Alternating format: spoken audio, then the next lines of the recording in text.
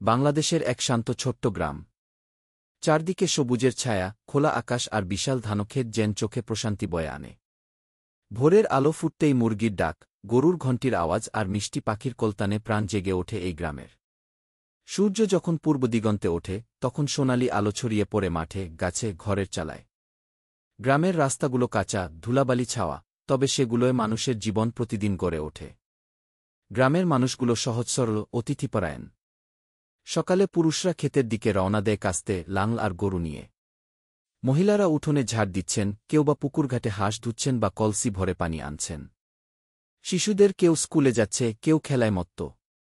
গ্রামের কেন্দ্রস্থলে আছে একটি বিশাল পুরনো বটগাছ, যার ছায়ায় বিকেলবেলা বসে গ্রামের বয়োজ্যেষ্ঠরা আড্ডা দেন, কেউ হুক্কা টানেন, কেউ গল্প বলেন পুরনো দিনের।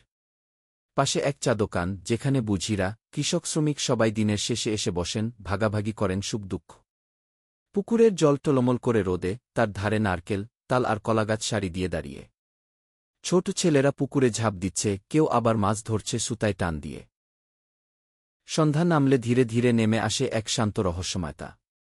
দূরের মসজিদ থেকে আজানের ধ্বনি ভেসে আসে, ঘরে ঘরে প্রদীপ জ্বলে ওঠে।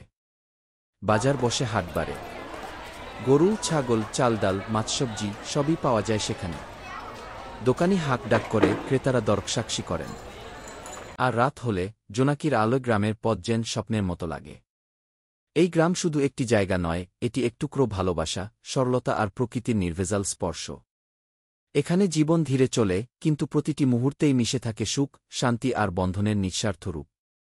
এমন গ্রামে বসবাস করা যেন প্রকৃতির কোলে ফিরে যাওয়া, নির্মল, নির্ভেজাল ও আনন্দময়।